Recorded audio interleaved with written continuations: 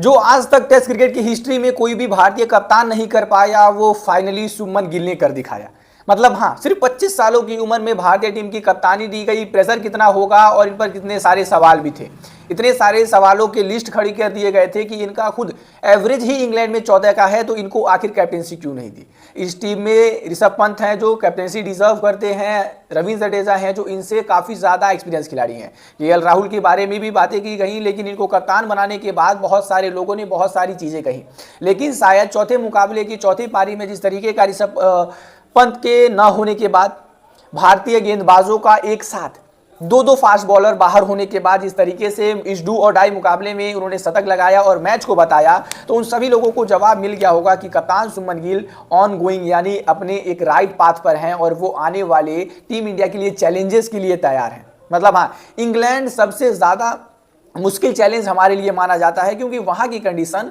लगभग सभी कंट्री से बिल्कुल भी अलग होती हैं और वहाँ पर अभी हम 2007 से कोई सीरीज़ भी नहीं जीत पाए हैं। हमारे लिए यहाँ पर एक टेस्ट ड्रॉ भी कराना काफ़ी ज़्यादा बड़ी बात होती है, वो जीत के समान होती है। और एक ऐसा कप्तान जो सिर्फ 25 सालों का हो और वो अगर आपके लिए आकर 722 रन बनाता है, तो वो उसकी मेंटल स्टेबिलिटी और उसके बारे में बताता है कि यार ये यूं ही तुक्का तो नहीं। ये सीरीज स्टार्ट होने से पहले कप्तान शुभमन गिल ने प्रेस कॉन्फ्रेंस में कहा था कि मैं एज द बैटर इस सीरीज का बेस्ट बैट्समैन बनना चाहता हूं, मैं हाईएस्ट स्कोरर बनना चाहता हूं, मैं टीम इंडिया के लिए सबसे ज़्यादा अपना प्रदर्शन खुद पे बिलीव करता हूं कि मैं टीम इंडिया के लिए एज अ कैप्टन और एज अ प्लेयर सबसे ज़्यादा देना चाहता हूं। और उन्होंने जो बात कही, उस बात को लग रहा है कि वो हर बात रिपीट करते हैं और वो ऐसा आकर कर भी रहे हैं। मतलब हाँ, इस मैच के पहले मुकाबले में इनके नाम सेंचुरी, दूसरे मुकाबले की पहली पारी में इनके नाम 269 रनों का एक बड़ा सेंचुरी, दूसरे मुकाबले की दूसरी पारी में एक बार फिर से 150 प्लस यानी 161 रन बनाए, और तीसरा मुकाबला जब लॉर्ड्स में टीम इंडिया जाती है तो वहां पर ये अनफॉर्चुनेट रहते हैं और वहां पर दोनों पारियों में ये काफी ज्यादा पहले आउट हो जाते हैं और कुछ कमाल नहीं कर पाते हैं। हालांकि मैनचेस्टर ओल्ड ट्रैफर्ड में भी पहले इनिंग में ये कुछ कमाल नहीं कर पाए थे और इस वजह से ही टीम इंडिया 358 पर ऑल आउट हो गई थी। सबने कहा था कि यार अब आ गए हैं दोबारा गिल अपने रंग में, और इस तरीके से हम गिल को जानते हैं इंग्लैंड में खेलते हुए, वो अब उसी तरीके से बल्लेबाजी करते हुए दिखेंगे। लेकिन 3 इनिंग्स की गलतियों को सुधारा और शुभमन गिल ने आगे दोबारा बताया कि टूटे हुए उंगली के साथ किस तरीके से उन्होंने सेंचुरी लगाया। मतलब सोचो यार, ऋषभ पंत के बाहर होने के बाद, जसप्रीत बुमराह के इस मैच में ना होने की वो जो कहें न्यूज़ होने के बाद, लेकिन आखिरकार जसप्रीत बुमराह खेलते हैं। फिर भी एक ऐसा गेंदबाज जो आपके लिए पिछले ही मुकाबले में 10 विकेट निकाल कर देता है, यानी आकाशदीप के इस मुकाबले से बाहर होने के बाद, उसके बाद नीतीश कुमार रेड्डी जो बल्लेबाजी अच्छी कर रहे थे, जो गेंदबाजी से ब्रेक थ्रू दिला रहे थे, ऐसे